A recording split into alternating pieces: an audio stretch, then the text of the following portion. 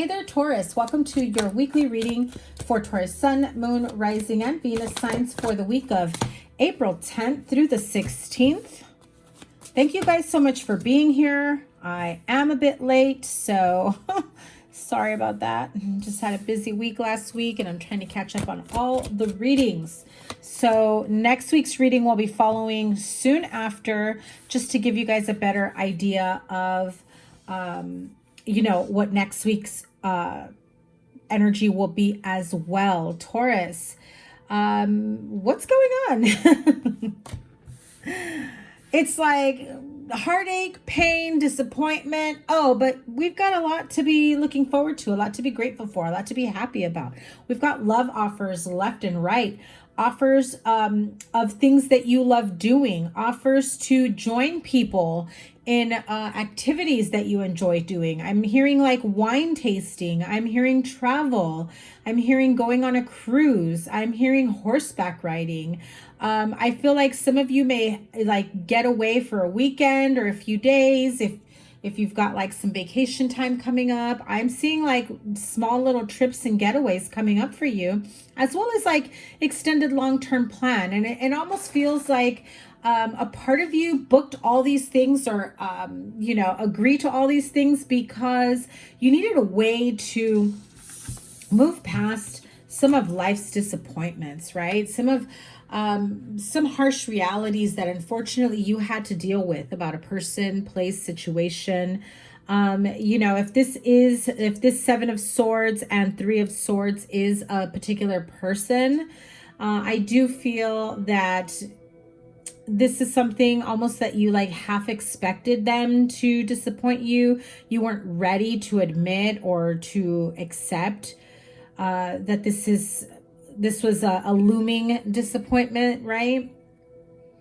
But I feel that you come out of it like A-okay, you're good. There's nothing for you to really worry about. I feel like it just signifies an end of a chapter because really, I mean, you have the Sun card, babes, like the Sun card.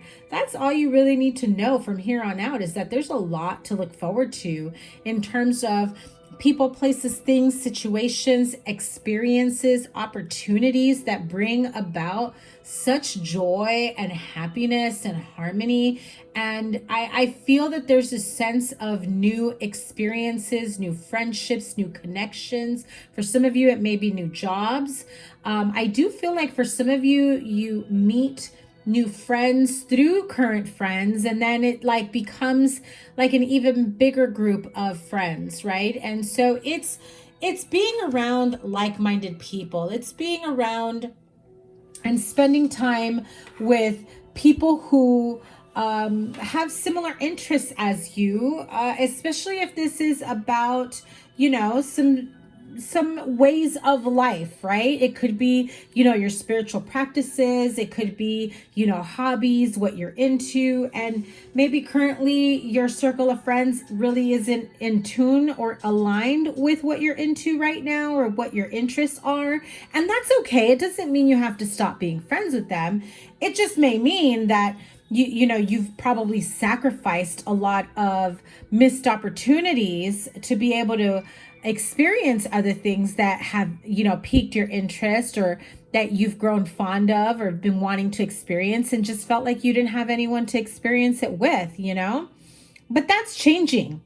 I do feel like your circle of friends is absolutely expanding. I do see that you do have a lot of, you know, offers, love offers, offers of friendships, opportunities to go places together.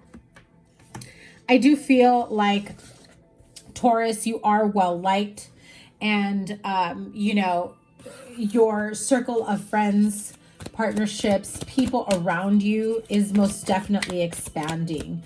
I don't even feel like, I know that normally any other day or any other reading, somebody were to see these Three of Swords and Seven of Swords and they'd be like having a shit fit, right? Like heart attack central, because this essentially really truly means this is someone who knew they were hurting you, knew that what their behaviors, their actions, their words were going to hurt you and affect you in a very, very unhealthy, toxic, you know, way, right? Like this is the signs, the energy of, you know, listen, I knew the risks. I knew that by doing something I shouldn't have been doing was going to hurt you, was going to disappoint you. And I took that risk and did it anyway. Why? Because this feels like someone that's been around you that's always only thought of themselves, that has really put their own needs and their own feelings and their own plans or whatnot, you know,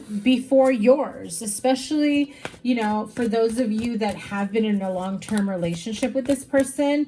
It's like you've noticed and you've picked up on that, and you just did, you know, I feel like maybe you were just hoping that they'd come around and not be that way anymore, or this could be your energy, vice versa. Remember, this is a general reading, so reverse the roles if you need to. Apply this to what resonates, leave the rest behind. I really, like, again, you have such powerful and stronger cards, and it's all in, you know, a person's interpretations, right? Like any other person, and there's a, you know, I'm not like putting down any other readers, right? I just feel that when you watch tarot and you start learning what the cards are, what they signify, and then you start seeing them in other readings, right? So maybe you already know what these cards mean together because they've come up in other readings, but another reader will read it. Oh, listen, despite what this person does, you know, this is going to leave you a gray cloud, but you have such positive, you know, supporting cards here. Why would you focus? Because I feel like some of you are feeling that way, like you can't let go the fact that a 7 of Swords and 3 of Swords is in this reading. Listen, I'll take a Sun card over those cards any day. And I will always interpret the Sun card that trumps any other negative card, no matter what. But again, where do you choose to focus your energy in? Does this heartache, does this pain, does this disappointing person, and I heard the word character, so they may act like a character in your life or just like be a character, period. For some of you, it can be like, this is a, you know, someone who's childish, or it could be your child or children, right? That disappoints you and you're just like, it's like one disappointment after another. I just can't handle it anymore. I need a break. I need to take off. For others of you, it could be a partner. I did hear for some of you, it is a child, teenager, young adult. I am feeling that strongly just now. So, you know, I do feel like no matter the age or who this person is, they know right from wrong. They know what they're getting themselves into, and they still decided to take that risk, right? But I heard that I need to clarify those two for those of you that are dealing with this type of like rebellious teenager, child type energy, right? For all others, I really feel that it is important to focus on the good, focus on the positive, focus on, you know, everything else that is working out around you, and whatever isn't is just going to fall to the wayside. When you focus on what you don't like, when you focus on, you know, this type of painful behavior, it's like you're expecting you're just waiting for the next turn, right? The next time this person disappoints you. And that's how it's been. They've disappointed you one too many times, because I feel like you've been focusing way too much on every single time that they've done that to you. Yeah. 2 of Pentacles. So if you are dealing with a rebellious child, I feel like this is someone who is playing both parents, right? Whether you're together or not as parents, I do feel like successfully co-parenting or, you know, living together, it doesn't matter. I do feel like there is this sense of juggling the truth and, you know, trying to dumb it down a bit. Like, you don't want to tell the other parent the whole truth. You don't want to give all the details to the other parent. Or this could just be the child who is only giving bits and pieces to each parent and hoping that they don't put 2 and 2 together. I do feel that the truth will come out and things will reveal themselves on their own, and then you'll be able to take better action moving forward. So moving forward, yeah, see? This definitely feels like some of you may be dealing with a rebellious teenager who's, you know, on the verge of feeling like they're grown up. They can do, say, be, whatever, decide on, you know, when they want to come home, when they want to take off. And I feel like they leave you worried. Yeah, not getting along at home. It's like a bit of a power struggle between parents. Yeah, look at that. A lot of defensive energy. I do feel like you may have a rebellious teenager that pushes back quite a bit. And, you know, there's this sense of wanting to make this family dynamic work, you know, whether together or not. Again, could be just co-parenting, could be living together, but still, I also feel that for some of you, you may be seeking like counseling or therapy, and you're giving that another try, or like a different doctor or therapist. I feel like you may have tried this already in the past, and, you know, you're trying a new location. 6 of Cups. But this, you know, with all of this, really makes me feel like a children's center, a therapeutic center. This is a, you know, a center where children can find the healing that they need, counseling, therapy. I'm feeling like it's almost like an alternative therapy type place. Yeah. So it could be like going back to church, finding some sort of alternative therapy, counseling session in a different setting. You know, that's what I'm hearing. It will, if you've been thinking about that, just so you know. Oh, I'm also hearing like farm or around animals. It's like a different type of setting is all I'm going to say.